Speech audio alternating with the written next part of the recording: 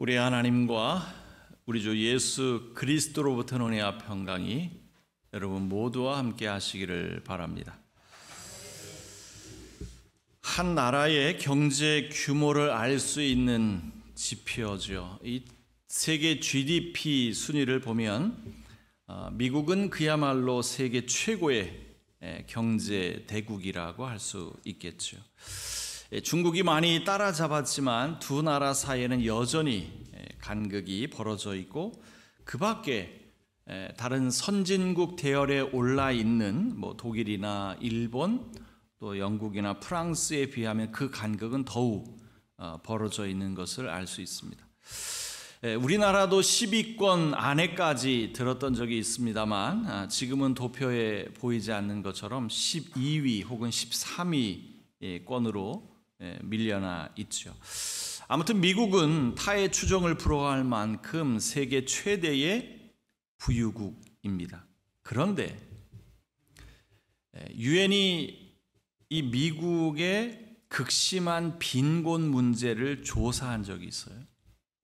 제가 미국의 그 신문 기사를 보니까 유엔이 미국 내의 빈곤 문제를 조사한 거죠.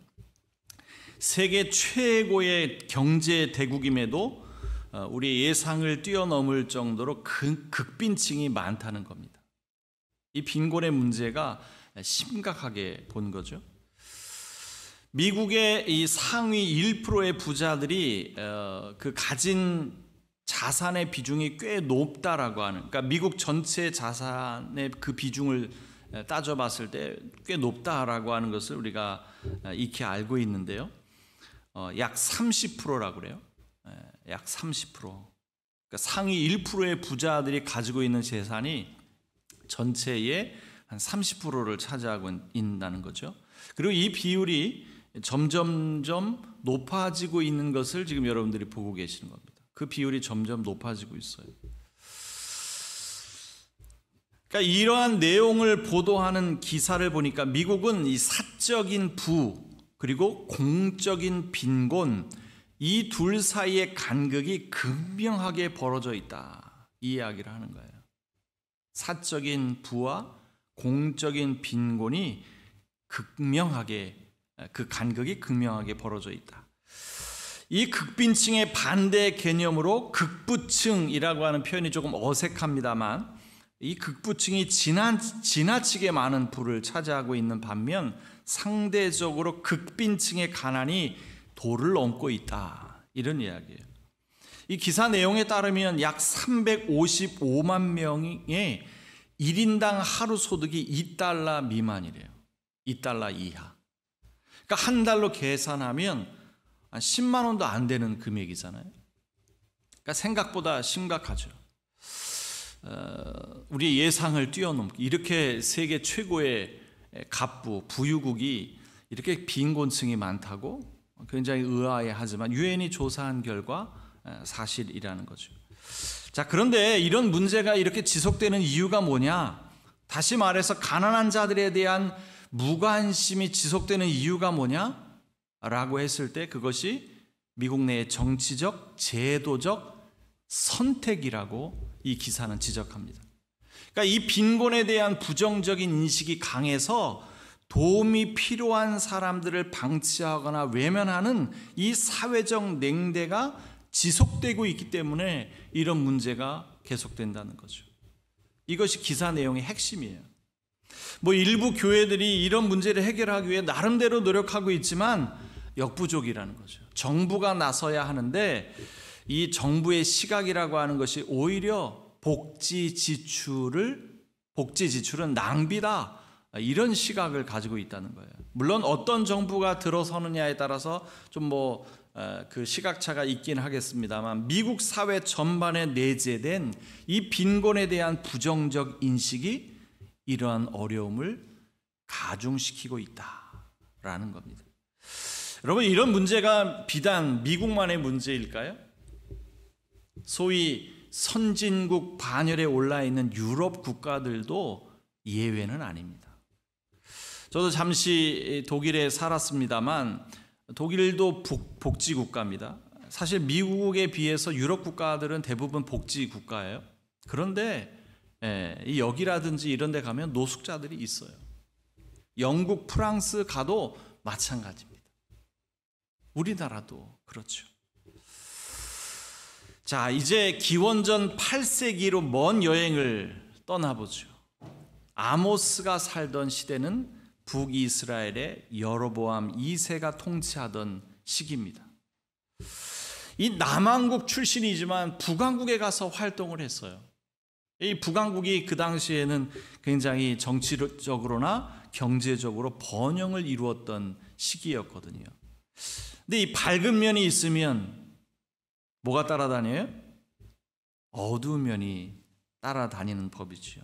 겉으로는 번영한 것처럼 보여도 안으로 들어가 보면 심각한 문제들이 도사리고 있었다는 겁니다. 그래서 아모스 시대의 부유층은 이 사회적 약자의 고통을 외면한 채 사치와 향락에 빠져 있었다는 겁니다. 그래서 오늘 우리가 읽은 이 본문을 조금 벗어나긴 합니다만 아모스 시대상을 잘 표현해 주고 있는 성경 구절이 있어요. 6장 12절이에요. 너희는 공의를 뒤덮어 독약을 만들고 정의에서 거둔 열매를 쓰디쓴 소태처럼 만들었다. 가난한 자들을 착취하고 사회적 약자를 보호하지 않던 그 시대상을 잘 표현해 주는 구절이죠. 심각한 불평등과 정의가 붕괴된 모습, 이것이 바로 아모스가 살던 시대상입니다. 우리 시대상과 많은 부분 겹치는 면이 있죠. 자, 이러할 때 아모스는 권력자와 부유층이 가난한 이들의 고통을 외면하는 것을 강하게 비판하면서 하나님의 심판을 예언하고 있는 겁니다. 오늘 우리는 바로 그 대목을 읽은 거예요. 자, 이제 우리의 눈을 복음서로 돌려보겠습니다. 오늘 복음서의 말씀은 너무나도 잘 알려진 부자와 거지 나사로 이야기죠. 이 비유에 등장하는 부자야말로 가난한 이들의 고통을 외면하는 아모스 시대뿐만 아니라 모든 세대에 걸친 모든 타락한 부자들을 대표하는 인물로 등장하고 있죠. 자신은 좋은 옷 입고 좋은 것으로 배불리 먹으며 호화롭게 살면서도 자신의 집 앞에 있는 거지 나사로에 대해서는 눈꼽만큼도 관심이 없는 무관심과 무감각, 무책임한 대명사로 등장하고 있는 겁니다. 흥미로운 것은요, 비유에 등장하는 부자의 이름은 몰라요. 부자 이름이 거론되지 않습니다. 기록되어 있지 않아요. 그런데 거지는 나사로라고 하는 이름을 가지고 있잖아요. 여러분, 요한복음에 등장하는 나사로가 아니에요. 요한복음에 등장하는 나사로는 마르다와 마리아의 오라비, 그러니까 실존하는 인물이에요. 하지만 오늘 비유에 등장하는 나사로는 상징적인 인물로 등장합니다. 어떤 상징적인 인물이냐? 여러분, 나사로라고 하는 이름은 히브리어로 엘르아살에서 온 이름이에요. 하나님이 도우신다. 엘르아살의 이름의 뜻이 그렇거든요. 따라서 오늘 비유에 등장하는 이 나사로라고 하는 이름은 하나님의 도우심이 없이는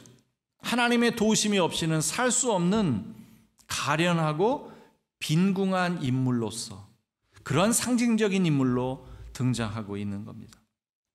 부자는 이름조차 거론되지 않지만 거지는 이름까지 기록되어 있다는 것은 하나님께서 고통받는 자들을 기억하신다, 이런 의미를 담고 있는 것이 아닌가 싶어요. 그러다가 이 거지 나사로가 죽어서 아브라함의 품에 안기고 부자 역시 죽어서 음부에서 고통당하는 장면이 그려집니다. 놀라운 반전, 놀라운 역전이라고 할 수 있죠. 부자는 음부에서 고통을 당하다가 눈을 들어서 보니까 저 멀리 뭐가 보여요? 아브라함의 품 안에 안겨 있는 나사로가 보인단 말이죠. 그래서 소리를 질러요. 아브라함 조상님, 나를 불쌍히 여기사 나사로를 나에게 보내서 그 손가락 끝에 물을 찍어서 내 혀를 적셔달라고. 아브라함이 말하죠. 우리와 내가 있는 곳 사이에는 큰 구렁텅이가 있어서 내가 너에게 가려고 해도 갈 수 없고 너도 우리 쪽으로 올 수가 없다. 여러분, 이 큰 구렁텅이라고 하는 것이 언제부터 생겨난 겁니까? 언제부터 생겨난 거예요? 부자와 나사로가 죽기 이전부터 있었던 거예요. 무슨 말이냐? 여러분, 부자가 호의호식하며 호화롭게 살 때 거짓 나사로는 철저한 무관심 속에 고통 가운데 살아갔잖아요. 오죽하면 개가 그 거지의 상처를 핥았겠어요. 네? 여러분, 요즘은 애완견이 거의 가족처럼 여겨지는 시대에 이 부분을 읽으면 뭐 느끼는 감정이 조금 다를 수 있을지 모르겠습니다만, 이 성경 시대에 개가 상처를 핥는다, 이것은 아주 철저한 그 비참함, 그 빈궁함을 극대화시키기 위한 그런 의도로 하신 말씀이죠. 네? 이러한 설정은 부자와 나사로 사이에는 철저한 무관심이 만들어낸 깊은 골이 있음을 상징적으로 보여주는 장면이에요. 부자의 무관심과 무감각 그리고 무책임함이 그 외면이라고 하는 것이 큰 장벽을 만들었다는 거죠.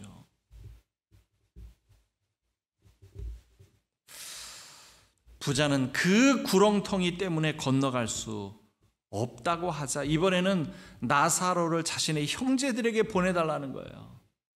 그들만큼은 내가 이렇게 고통당하고 있는데 이곳으로 오지 않게 해달라고 애원하는 거죠.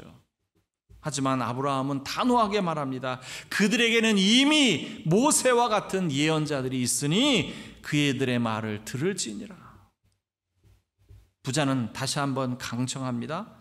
죽은 사람들 가운데서 누가 가야 그들이 회개하고 돌아서지 않겠느냐. 하지만 아브라함은 다시 한번 단호하게 말합니다. 그들이 만일 예언자들의 말을 듣지 않는다면 죽은 누군가를 보낸다 하더라도 그들은 그의 말을 믿지 않을 것이다. 여러분, 아모스의 경고가 이런 것이잖아요. 권력자들과 부윤층에 속한 사람들이 가난한 이들을 외면하고 그들의 고통을 외면할 때 그것을 강하게 비판했고 하나님의 심판을 예언한 거잖아요. 그런데도 사람들은 아모스의 외침에 귀를 닫고 말았단 말이죠. 오직 정의를 물같이 공의를 마르지 않는 강같이 흐르게 하라고 했건만 뭘 만들었어요? 공의를 독약으로 만들고 정의를 쓴 쑥으로 만들어버렸잖아요. 그런데 이제 와서 죽은 사람을 보내달라고. 여러분, 예수님의 이 비유를 듣고 있노라면 권선징악이라고 하는 사자성어가 떠오르죠. 권선징악.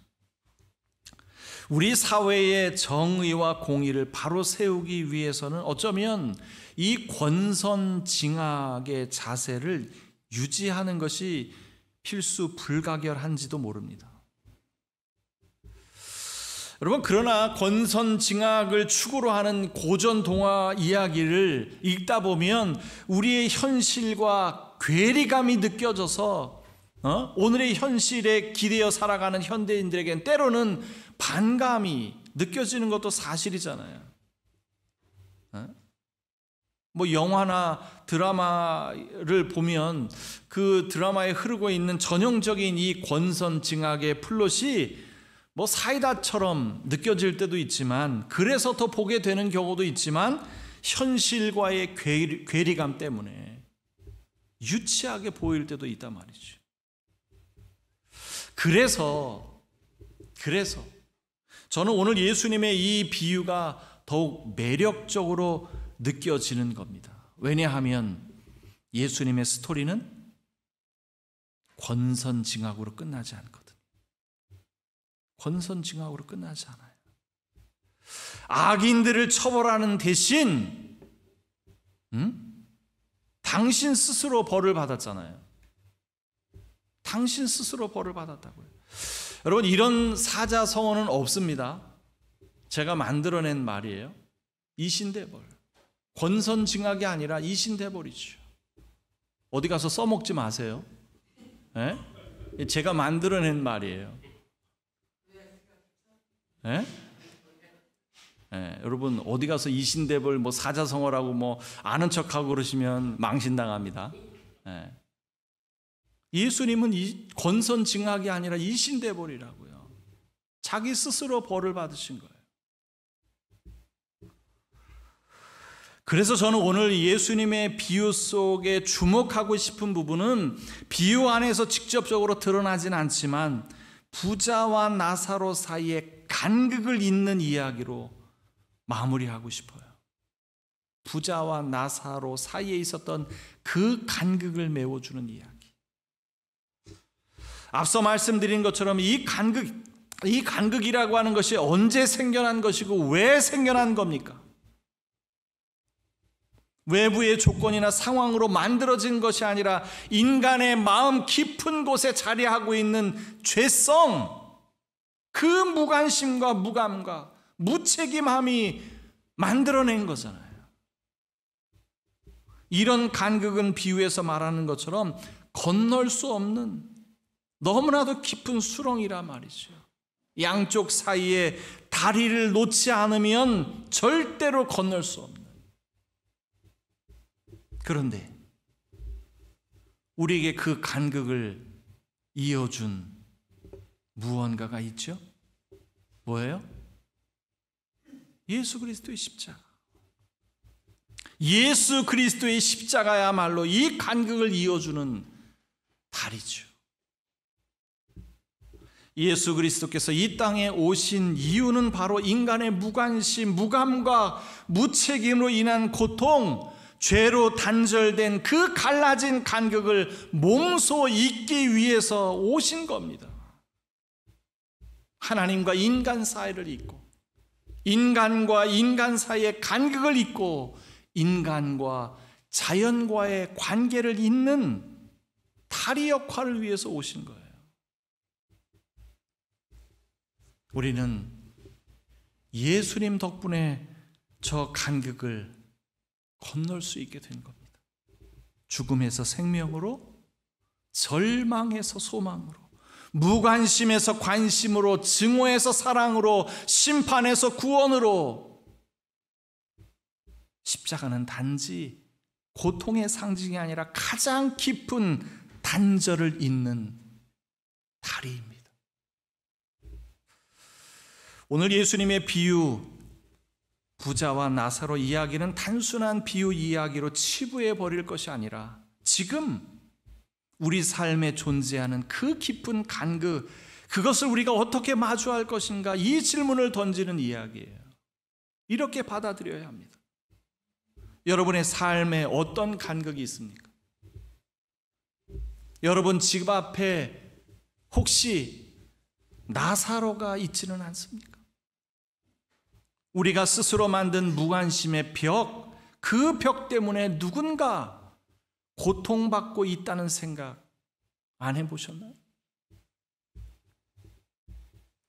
나 스스로 건널 수 없다고 생각하는 그 간극을 예수 그리스도께서는 십자가로 메우셨습니다.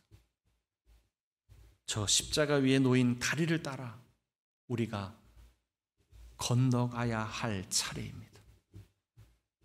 그 건너에 누가 있든, 그 건너에 무엇이 있든, 고통받는 이웃에게로, 고통받는 그 무엇에게로 건너가야 할 순간입니다.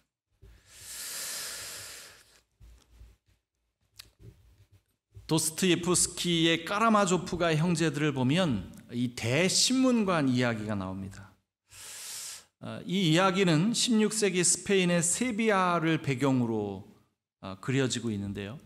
그 당시의 시대적인 배경이라고 하면 교회가 무서운 종교 재판과 마녀 사냥으로 무수한 사람들을 이단으로 정죄하면서 죽였던 때입니다. 수백 명의 사람들이 종교 재판을 받고 화형에 처해졌던 그 어느 날 예수님께서 나타나세요. 사람들은 예수님을 단번에 알아봤죠. 그러나 이 대신문관인 추기경은 예수님을 체포해서 감옥에 가둡니다.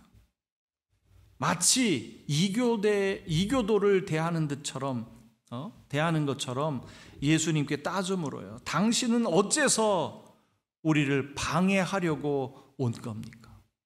이것이 대신문관 추기경이 예수님에게 신문하면서 한 그 첫마디예요. 왜 왔냐 이거죠. 왜 왔냐. 대신문관의 신문을 한마디로 요약하면 당신 방식으로는 세상 사람들을 사로잡을 수 없다는 겁니다.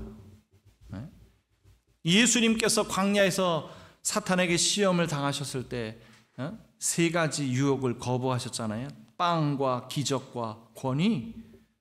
당신은 거부했지만 우리는 이 세 가지를 가지고 지금까지 교회를 유지해 왔다는 거예요. 사람들이 교회의 가르침을 따르지 않을 때 무섭게 하고 강력한 처벌만이 교회를 유지할 수 있는 유일한 방법이었다는 것이죠. 그런데 왜 이제 와서 당신의 방식으로 우리를 방해하느냐? 가라. 떠나라. 다시는 오지 마라. 이렇게 말해요. 이때 예수님의 반응이 놀랍습니다. 예수님은 대신문관이 그렇게 긴 신문을 하는 동안에 침묵으로 일관하세요. 한 말씀도 안 하십니다. 그리고는 떠나라고 할 때 그 대신문관의 입술에 입맞춤을 하십니다. 입맞춤을 하세요. 여러분, 이 도스토옙스키가 천재 작가라고 이 전문가들이 말하는 이유가 바로 이런 데서 드러나는 거예요. 도스토옙스키가 말하는 이 침묵의 입맞춤, 무엇을 의미할까요? 입맞춤은 강압이나 두려움을 유발하는 심판의 메시지가 아니라 오히려 은혜의 표징으로 이해할 수 있습니다. 말로 심판하지 않지만 침묵의 입맞춤으로 대신문관의 오류와 허위를 드러내는 역설적인 심판이죠. 역설적 심판. 이 침묵의 입맞춤이야말로 십자가 사건의 압축이라 할 수 있습니다. 힘으로 맞서지 않고 사랑과 용서로 대하는, 강요하거나 강압하지 않으면서도 끝까지 포기하지 않으시는 은혜의 최고봉. 이것이 십자가의 능력이죠. 그 능력으로 우리가 넘지 못할 것으로 여기는 간극을 넘어가 보면 어떻겠습니까?